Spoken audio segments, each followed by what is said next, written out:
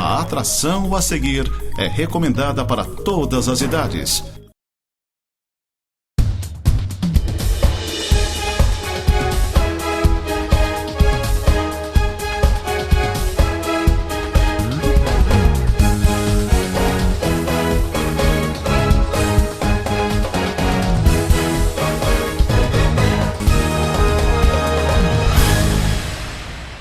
Muito bem, amigos, estamos de volta com mais uma edição do nosso programa Tema Livre e desta vez sozinho. Tem muitas coisas para contar para vocês e o Céu, que sempre me acompanha aqui nos bastidores, já quer informar que eu tenho mantido, Céu, uma rotina constante de visita aos equipamentos da Serra Catarinense e não só a equipamentos, mas também aos municípios, algumas localidades, mostrando os destinos turísticos da Serra Catarinense. Eu quero te contar rapidamente uma coisa, Céu.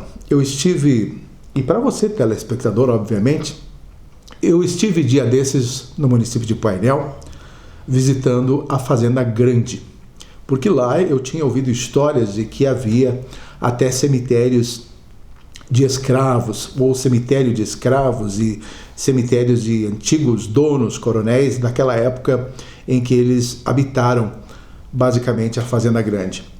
E eu fui conversar com o proprietário, o senhor Jairo Córdova, me recebeu muito bem lá, passei um dia com ele, e visitando a fazenda, caminhamos por tudo lá, e realmente a história procede.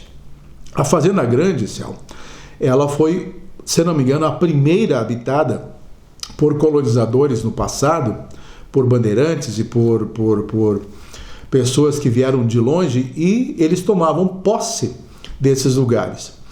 E uma pena não ter anotado o nome do dono, o primeiro dono, mas de qualquer forma ele era muito rico, tinha muitas terras lá da região de Painel, tudo em volta, até São Joaquim, até a divisa com Vacaria. Aliás, Vacaria também, ele tinha as terras lá para o outro lado, a região até Correia Pinta. Então você imagina a imensidão de terras que esse homem detinha. E claro, foi a partir da Fazenda Grande, porque falavam Fazenda Grande, porque era a maior de todas da região, foi a partir dali que nasceu, inclusive, a cidade de Painel, a cidade de Lages e tudo mais, até a chegada do bandeirante Correia Pinto, e eles, inclusive, se conheceram na época, e o bandeirante Correia Pinto também acabou tomando conta de umas terras ali na Coxilha Rica, e assim por diante. Aí nasceu Lages e tudo mais. Mas esse morador, então, acabou, claro, tendo uma família bastante grande e a gente acabou conhecendo o lugar onde ele viveu, ali na Fazenda Grande. E realmente existe um lugar em que há um cemitério de escravos e, segundo o seu Jairo, esse cemitério era dos escravos ateus, aqueles que não acreditavam em Deus e que não eram batizados e tudo mais, mas eram enterrados assim, meio à revelia. Mas lá estavam os montículos de pedra, dava para ver bem direitinho o lugar, inclusive as ruínas da senzala, né? E existem taipas antiguíssimas de 250 anos, mais ou menos, ali. Quer dizer, a história viva da construção da Serra Catarinense, de municípios como Painel e Lages, passam pela Fazenda Grande. E o seu Jairo quer o tombamento desses lugares para que se preserve e, inclusive, para que futuramente as pessoas possam visitar e conhecer a história real da criação de Lages, de Painel e a história da Fazenda Grande. Ele me contou com detalhes, ele estudou e ele tem documentos do casamento do dono, tem a certidão de óbito do primeiro dono, quer dizer, ele está realmente munido de informações. E eu só não entendo como é que ainda o município ainda não tombou esses lugares. E o próprio proprietário quer que esses lugares sejam tombados e preservados e com descrições exatamente da história ali. E ele abre para visitações desde que seja de forma organizada, com guia turístico, programado, tudo direitinho. Até mesmo quando ele não estiver na fazenda, o guia turístico pode entrar com os visitantes e conhecer o lugar. Enfim, ele quer uma coisa organizada. Então eu chamo a atenção, já falei com o Ramiro, que é o secretário de Turismo de Painel, para que isso seja providenciado, o quanto antes, para que essa história seja preservada. Estive então em Urupema também, nesta quinta-feira, dia 23 de abril, né? Sendo que neste final de semana está ocorrendo, estou falando aqui no programa, mas está ocorrendo o Festival Charão, e eu conversei com o secretário de Turismo, o meu amigo Antenor Arruda Neto, o Tena, secretário de Turismo e também de Urbanismo. Fui muito bem recebido em Urupema e conheci, Céu, a Casa da Cultura de Urupema, que é algo fantástico.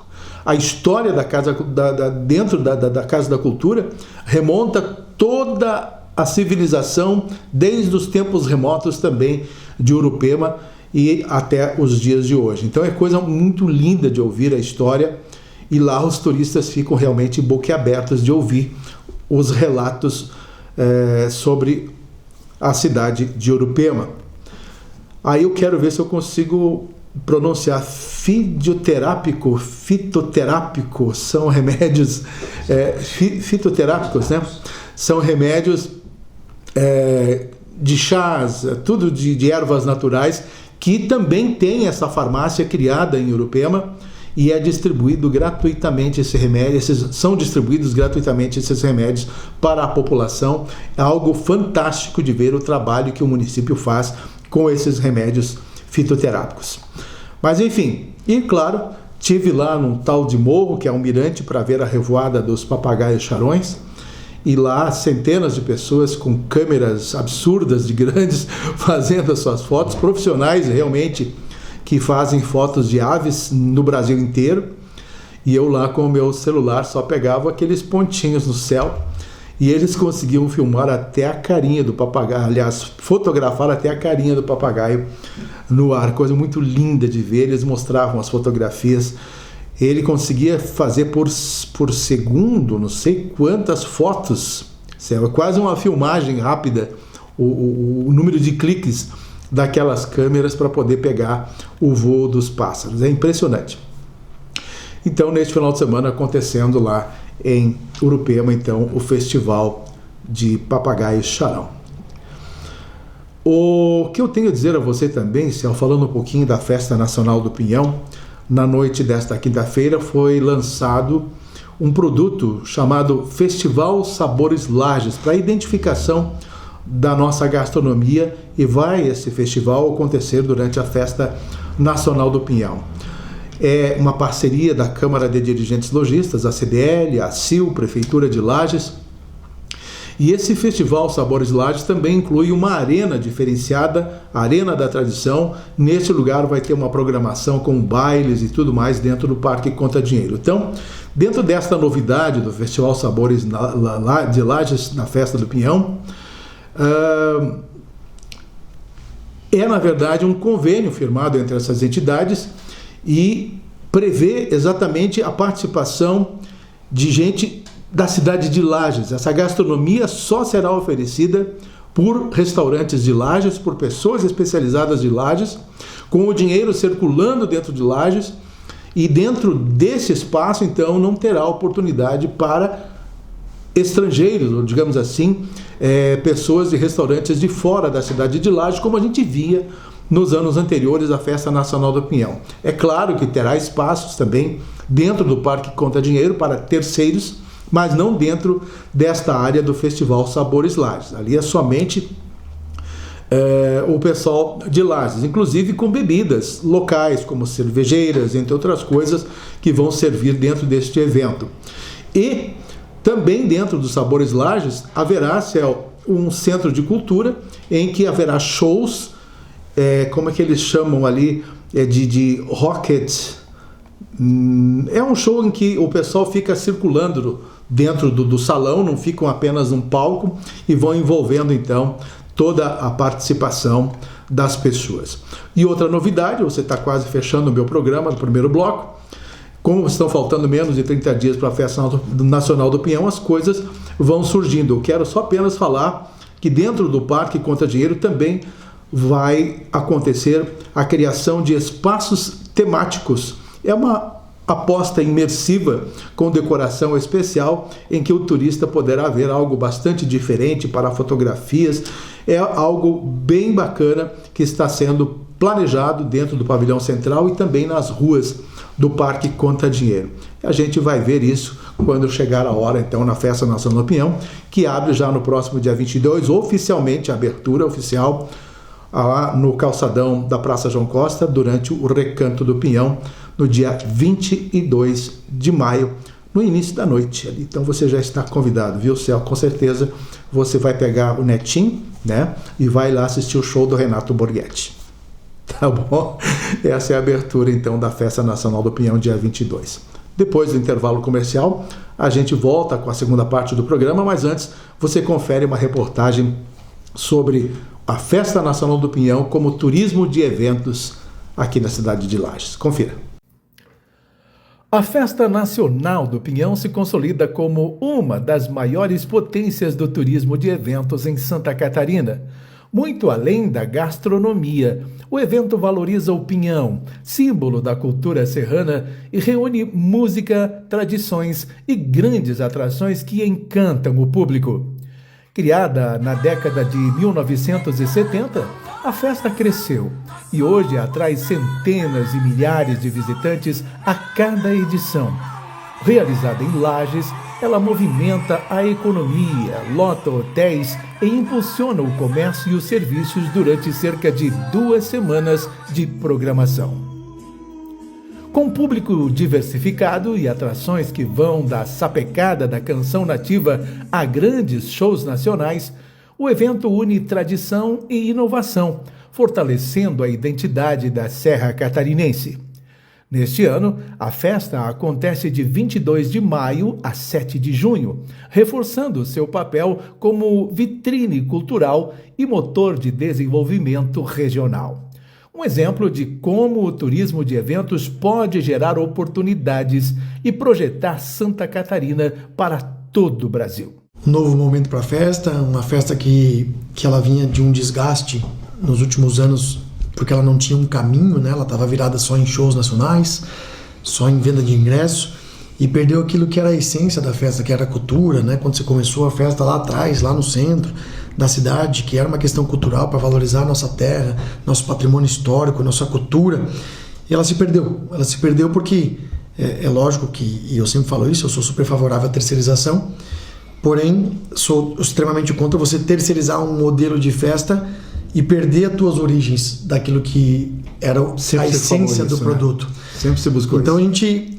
A prefeita teve a coragem de ter esse rompimento, de começar de novo, de definir novas metas, de acreditar que era possível fazer uma festa já no ano passado, raízes, voltando às origens. Tinha show nacional, mas shows menores, porque a gente fez totalmente pela prefeitura. Mas essa reconstrução da festa, ela se deu muito de uma conversa na sala da prefeita, no gabinete, quando a gente lançou a licitação. Porque quando nós assumimos o governo não tinha uma licitação do ano anterior, então nós tivemos que lançar logo quando assumimos.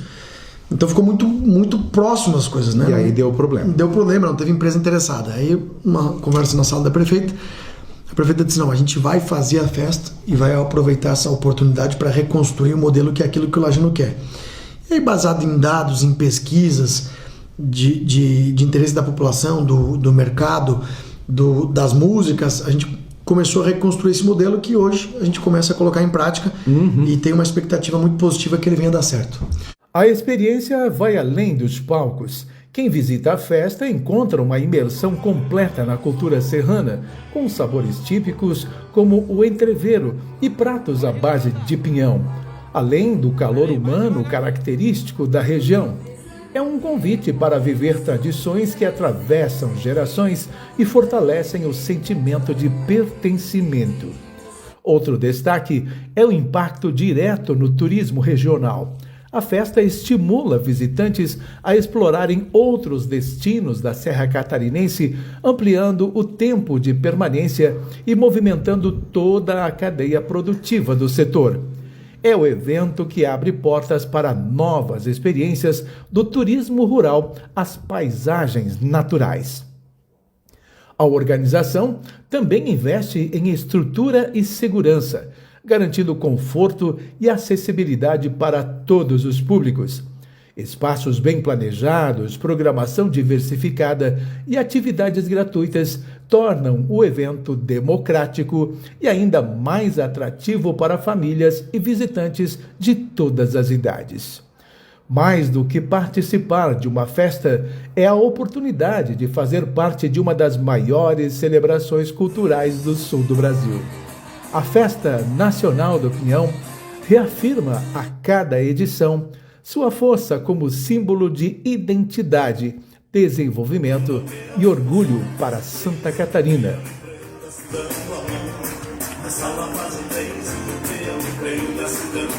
Muito bem, chegamos à segunda parte do nosso programa Tema Livre. Vamos falar um pouquinho de política. O Céu já fica esperando para saber as novidades e eu com certeza você também. Esta semana, na segunda-feira, dia 20, eu estive num evento em que conheci um candidato, ou melhor, um pré-candidato a presidente da República, visitando a cidade de Lages. Acho que foi a primeira vez na história que isso aconteceu. Trata-se do jovem político de 41 anos, o Renan Santos, ele que é de São Paulo, né? Ele é um dos fundadores do movimento do MBL, Movimento Brasil Liberal, uma coisa assim. É isso, né, Céu? Bom, de qualquer maneira, lá estava ele conversando com a juventude. A juventude foi o ponto alto, 99% do público era formado por jovens. Impressionante o quanto ele tem a adesão desse público mais jovem nos eventos. E claro, fala com a linguagem deles. E ele estava acompanhado de pré-candidatos a deputado estadual, deputado federal, de um vereador de Joinville, um garoto que foi o mais votado, inclusive, na cidade de Joinville, Matheus, se eu não me engano o nome dele. Mas, de qualquer maneira, ele conversou com os jovens dentro da própria linguagem, demonizando o lulismo e o bolsonarismo, mas apresentando inúmeros projetos que ele deseja para o Brasil. Inclusive, ele tem um livro já editado com os projetos que ele quer para o Brasil. Ele é uma pessoa ligada ao conservadorismo da área liberal no Brasil e esteve então no bar Amigos do Todd. Acompanhei parte do discurso dele e achei até bastante interessante. A verdade é que ele basicamente não terá, obviamente, chance de avançar nessas eleições, embora ele seja o candidato do Missão, né? Ou será o candidato do Missão, por enquanto é pré-candidato, mas ele dificilmente vai enfrentar essa polarização que existe hoje no Brasil, envolvendo o lulismo e o bolsonarismo. Então, será bastante interessante a gente acompanhar, mas é alguém de futuro na política. Sobre os bastidores de Santa Catarina, Céu, comenta-se que o governador Jorginho Mello ainda não desistiu do MDB e nem do PP de Esperidião Amin. É que as notícias de bastidores estão dando conta de que há uma possibilidade do vereador aquele do Rio de Janeiro, que veio indicado por Bolsonaro e assumiu a condição de candidato também, ou pré-candidato ao Senado em Santa Catarina, numa imposição do Partido Liberal e do próprio ex-presidente Jair Bolsonaro. Ocorre que há uma possibilidade de ele desistir, declinar da candidatura ao Senado, porque a chegada dele causou realmente uma bagunça, literalmente, dentro do Partido Liberal em Santa Catarina, em que desajustou a organização prevista pelo atual governador, o Jorginho Mello, e pré-candidato à reeleição. Então, diante destas situações, se Carlos Bolsonaro decidir deixar a condição de candidato ao Senado e optar pela esfera federal na Câmara dos Deputados, aí a costura pode ser refeita, ou seja, haverá uma remodelação na proposta, tendo a possibilidade então de Esperidião Amin, que está hoje buscando um alinhamento, ou pelo menos está tendo hoje um alinhamento com o ex-prefeito de Chapecó, que é pré-candidato ao governo também pelo PSD. Amin seria candidato único dentro da sigla do PSD, nessa majoritária, não colocariam dois candidatos ao Senado. Mas existindo então uma possibilidade de Amin voltar ao convívio com Jorginho Mello e fazer a dobradinha com Caroline Detoni. Então teria Caroline Detoni pelo PL, Esperidião Amin pelo PP e Carlos Bolsonaro então e circularia como candidato a deputado federal, até porque as pesquisas não estão dando muita margem para ele ser eleito senador por Santa Catarina. Estão hoje na dianteira a Caroline Detoni e o Esperidião Amin. Então, diante dessas possibilidades, pode então haver uma remodelação. E a busca pelo MDB tem também sentido porque o MDB ainda não definiu o vice de João Rodrigues. Há uma resistência interna, o partido está dividido, até porque ainda existem nomes do MDB dentro do governo de Jorginho Melo e que decidiram não sair, são secretários de Estado. Então vejam bem o racha que existe nesses partidos e a dificuldade de João Rodrigues trazer para si definitivamente o MDB. Então, tudo isso pode ainda ser transformado no decorrer desta conjunção que está sendo montada até a hora das convenções em Santa Catarina. Então, esses bastidores estão bastante agitados. Uma outra questão, a gente envolve basicamente o partido do PT, ou pelo menos a esquerda em Santa Catarina, também está se articulando, Céu, e aí tem um nome que eles definiram, Campo Democrático de Santa Catarina. Aí você imagina, lá dentro desse campo democrático que eles dizem, está o PT, PCdoB, PV, PSB, PSOL, Rede e PDT, são os mais radicais possíveis, mas eles têm que colocar a palavra democracia, é ordem direta. Nem que não sejam democratas, fale em democracia. Essa é a ordem direta dentro dos partidos de esquerda, falar em democracia, mesmo que não sejam democratas. Mas está aí o nome, então, da composição Campo Democrático de Santa Catarina, e tem na chapa majoritária para essas eleições de 2026, já foi anunciada essa chapa na quinta-feira do dia 16 de abril, e os partidos que compõem, então, esse campo democrático, já falei para vocês aqui, o PT, PCdoB, PV, o PSB, PSOL, Rede e PDT. Tem o Gelson Merizio na cabeça, né? Na cabeça, para ser o candidato ao governo, e daí tem para o Senado o Afrânio Bopré. Oi? Bom. Enfim, são essas, e o Décio Lima também candidato ao Senado pelo PT. Então são coisas que estão hoje avançando dentro dessas composições, a gente vai aguardando para ver como é que ficam, mas não serão apenas 3 candidatos ao governo com esse Gelson Merizio pelo PTB, aliás pelo PSB, além de Jorginho Melo e além de João Rodrigues.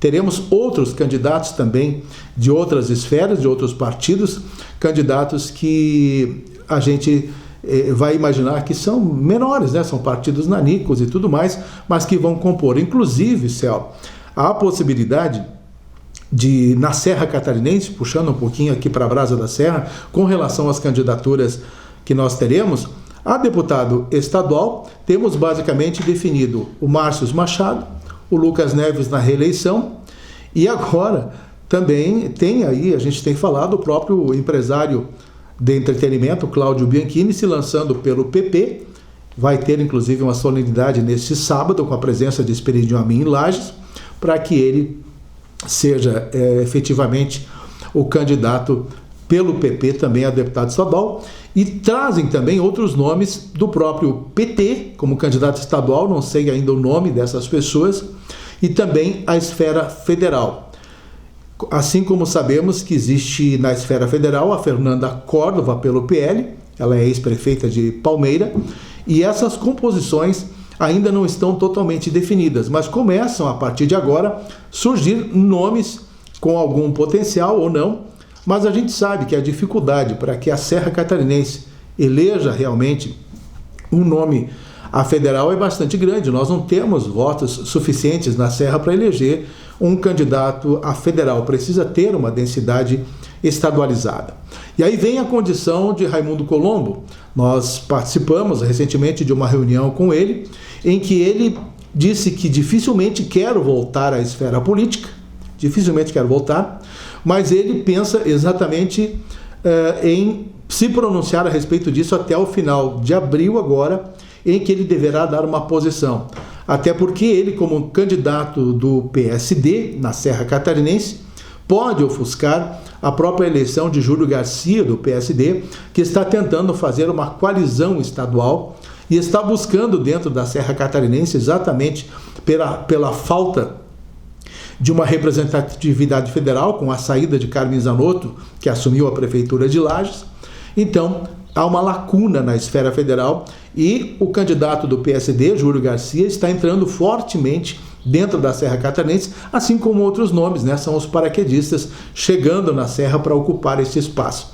E aí Raimundo Colombo, para não conflitar com Júlio Garcia, está ainda pensando na decisão de ser um candidato a deputado federal para ser o representante legítimo da Serra Catarinense, com potencial para ser eleito em 2026. São desdobramentos ainda não oficiais, mas a gente vai aguardar e observar como vai andar toda esta situação política da Serra Catarinense para que a gente possa informar a todos vocês, inclusive essa questão dos pré-candidatos ao governo, o caso de Jorginho Melo, de João Rodrigues, como é que ficarão essas composições daqui para frente, esses ajustes, esses acertos ou desacertos que estão ocorrendo na política catarinense neste período. O Céu já disse que está encerrando o meu tempo. Muito bem, na próxima semana, então, se Deus quiser, a gente volta com novas informações para vocês, especialmente no campo político. Até mais.